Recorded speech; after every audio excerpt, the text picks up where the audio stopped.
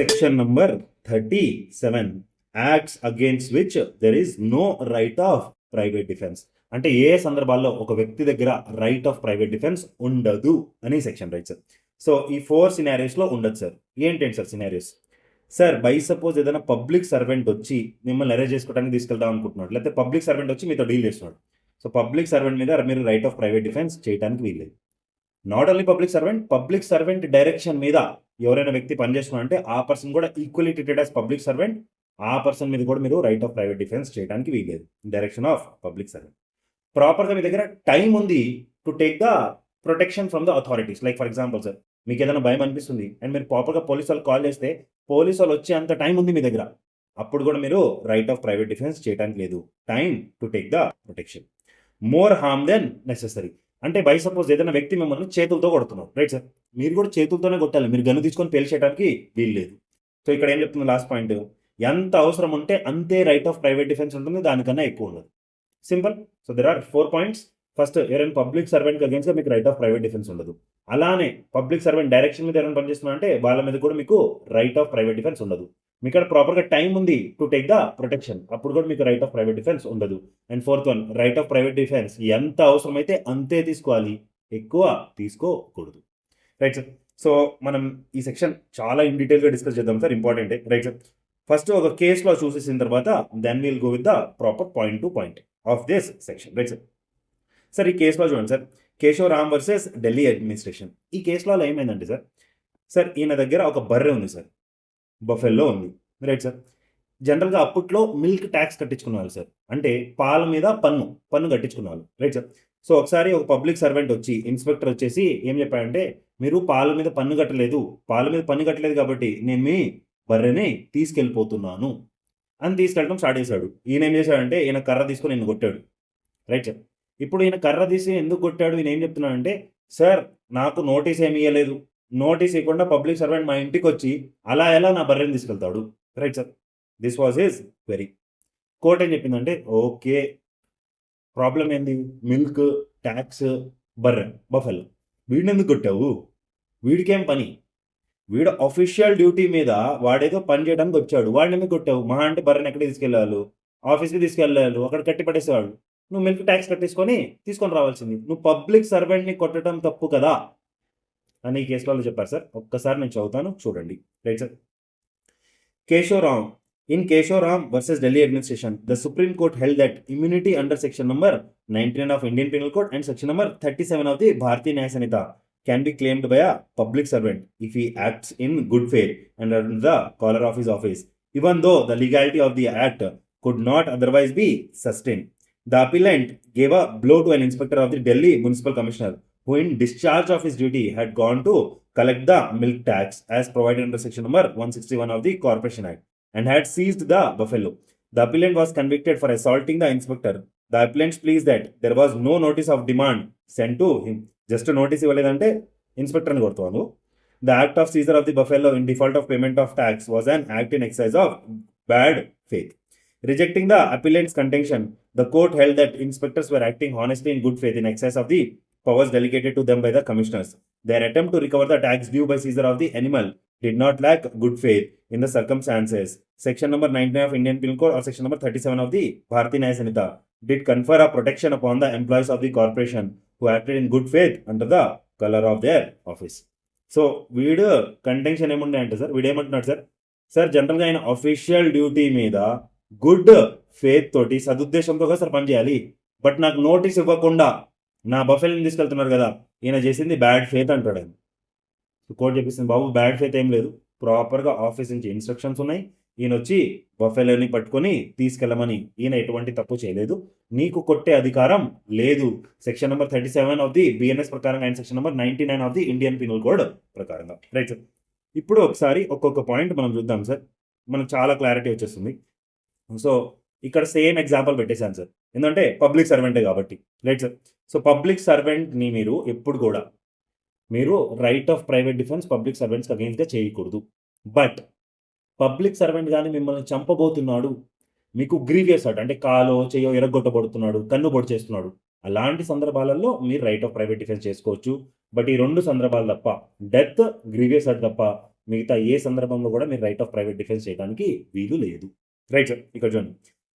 There is no right of private defense against an act which does not reasonably cause the apprehension of death or of grievous hurt if done or attempted to be done by a public servant acting in good faith under color of his office, though that act may not be strictly justifiable by law.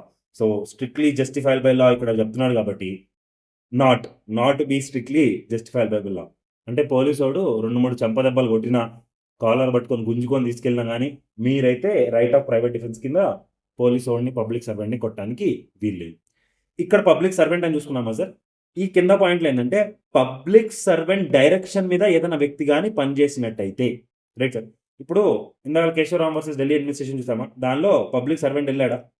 ఇప్పుడు public servant వెళ్ళకుండా దీనికి బిహాఫ్లో ప్రాపర్గా warrant ఇచ్చి వేరే పర్సన్ని పంపించాలనుకోండి, he'll be standing in the capacity of the public servant.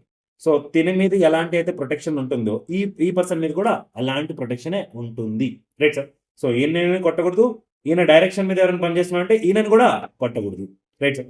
ఒకసారి చదువుతాను చూడండి sir. Except death, grievous hurt సినారియోలో against an act which does not reasonably cause the apprehension of death or grievous hurt if done or attempted to be done by the direction of a public servant acting in good faith under color of his office, though that direction may not be strictly justifiable by law. Right sir.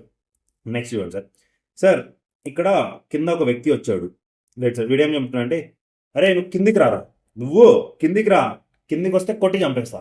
Right sir. వాడు ఇంటి లోపలికి enter అవ్వలేదు కదా. Right sir. Immediate threat ఏమైనా ఉందా? లేదు. ప్రాపర్గా అయినా కిందికి వచ్చి వీరత్వం చూపించకుండా ప్రాపర్గా పోలీసు వాళ్ళకి ఫోన్ చేసి పోలీసు వాళ్ళని పిలవచ్చు కదా. లేదు వాడు నన్ను అట్లా సవాల్ చేశాడు, కిందికి వెళ్ళి కొట్లాడాడు అనుకోండి sir, no right of private defence. Because ఇక్కడ టైం ఉంది కదా ప్రాపర్గా పోలీస్ అథారిటీస్ కాల్ చేయడానికి. No right of private defence. Right sir. ఇక్కడ సి పాయింట్ అని చెప్తుంది, in cases in which there is time to have recourse to the protection of public authorities. అంటే ప్రాపర్గా పబ్లిక్ అథారిటీస్ నుంచి మీకు హెల్ప్ తీసుకునేంత టైం ఉంది, అప్పుడు మీరు కొట్లాటకి వెళ్ళకూడదు, right of private defence claim చేసుకోకూడదు, చేసుకోనివ్వం కూడా. Hope you are able to understand. Second point చూడండి sir. This is super point sir. More harm than necessary. అంటే ఎంత అవసరం ఉంటే అంతే రైట్ ఆఫ్ ప్రైవేట్ డిఫెన్స్ చేయాలి కానీ ఎక్కువ చేయకూడదు అని పాయింట్ చెప్తుంది సార్. సార్ నేను కింద కర్ర తీసుకొని వచ్చాడు సార్, ఫర్ ఎగ్జాంపుల్ కొట్టడానికి వచ్చాడు, ఇంటి లోపల కూడా జొరబడుతున్నాడు అనుకోండి. ఫర్ ఎగ్జాంపుల్ జొరబడుతున్నాడు అంటే ఇంటి లోపలికి ఎంటర్ అవుతున్నాడు. Right sir. ఈయన కర్రతో కొడదామని ట్రై చేస్తున్నాడు, మహా అంటే ఏమవుతుంది, 4 దెబ్బలు అవుతుంది. ఈయన పైనుంచి పిస్టల్ తీసుకొని, గన్ తీసుకొని ఈయనని కాల్ చేశాడు. ఏం చెప్తున్నా అంటే, సార్ నన్ను కొట్టడానికి వచ్చాడు సార్, అందుకని నేను పిస్టల్ తీసుకొని కాల్ చేశాను.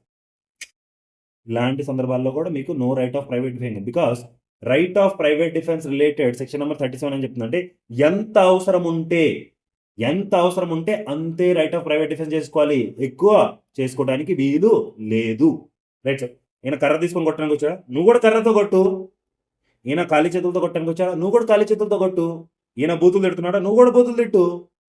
గన్నుతోటికి ఎందుకు కాలుస్తున్నావు? తినగాని గన్ను తీసుకొని వచ్చుంటే, తినగాని నైఫ్ తీసుకొని వచ్చుంటే అప్పుడు నువ్వు ఓకే డన్, నువ్వు కాల్చు. ఎందుకంటే నీకు ప్రాణాపాయం ఉంది కాబట్టి నిన్ను కాపించుకోవడానికి తనే గన్ను తీసుకొచ్చినప్పుడు నువ్వు కూడా గన్ను తీసుకుని కాల్చొచ్చు, ఎటువంటి తప్పలేదు. బట్ ఎంత అవసరం ఉంటే అంతే రైట్ ఆఫ్ ప్రైవేట్ డిఫెన్స్ అని పాయింట్ చెప్తాను సార్. ఒకసారి చూడండి. The right of private defence in no case extends to inflicting of more harm than it is necessary to inflict for the purpose of defence. Right sir. Sir explanation number 1, explanation number 2 ఏం చెప్తుందంటే, ఇప్పుడు మనము స్టార్టింగ్లో మనం ఏం చూసాం sir, ఇక్కడ ఏం చెప్పాం సార్, పబ్లిక్ సర్వెంట్స్కి వాళ్ళ డైరెక్షన్ మీద ఎవరైనా పనిచేస్తుంటే వాళ్ళకి అగేన్స్ట్గా మనకు రైట్ ఆఫ్ ప్రైవేట్ డిఫెన్స్ ఉండదు. బట్ ఫస్ట్ ఆఫ్ ఆల్ మనకు పబ్లిక్ సర్వెంట్ అని తెలియాలి కదా.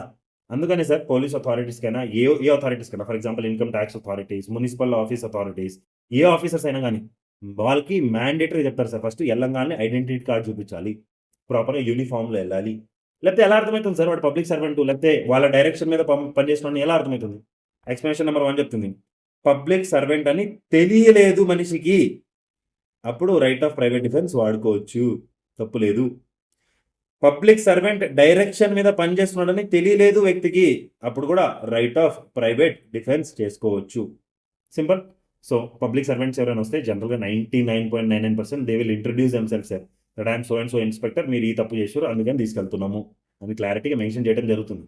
అలా మెన్షన్ చేయలేదు, మీరు వాళ్ళు చూస్తే మఫ్టీలో ఉన్నారు, అంటే సివిల్ డ్రెస్లో ఉన్నారు, మీరు చూసి కనిపెట్టలేకపోతున్నారు, ఐడెంటిటీ కార్డు లేదు, ఏం లేదు, ఆ సందర్భంలో మీరు right of private defence claim చేసుకోవచ్చు. వాడు కొడితే మీరు కూడా కొట్టొచ్చంట.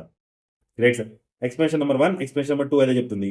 ఇక్కడేమో right of private defence against public servant. ఎప్పుడైతే పబ్లిక్ సర్వెంట్ అని తెలియట్లేదో, ఇక్కడేమో right of private defence against direction of a public servant. Right sir. ఒకసారి చదువుతాను చూడండి sir. Explanation number 1. A person is not deprived of the right of private defense against an act done or attempted to be done by a public servant as such unless he knows or has reason to believe that the person doing the act is such a public servant. Explanation number 2. A person is not deprived of the right of private defense against an act done or attempted to be done by the direction of a public servant unless he knows or has reason to believe that the person doing the act is acting by such a direction or unless such person states authority under which he acts or if he has authority in writing unless he produces such authority if demanded. Right, sir? Hope you are able to understand.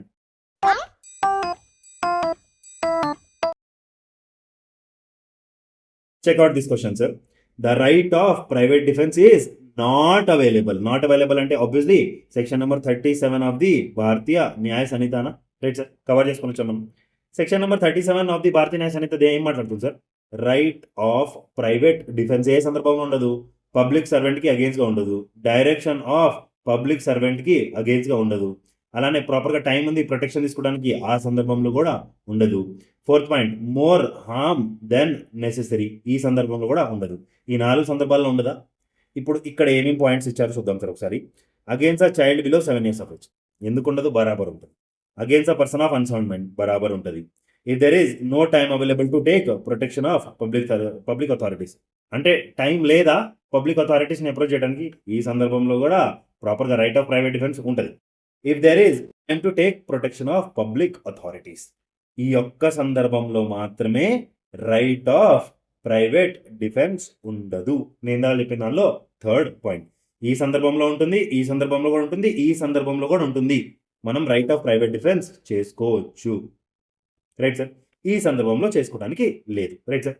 మనం చూస్తుంటే మీకు ఈ C పాయింటా, section number 37 of the BNS C point, in cases in which there is time to take recourse of protection of public authorities. అదే పాయింటా sir? If there is time to take protection of public authorities, ఈ సందర్భంలో right of private defence ఉండదు.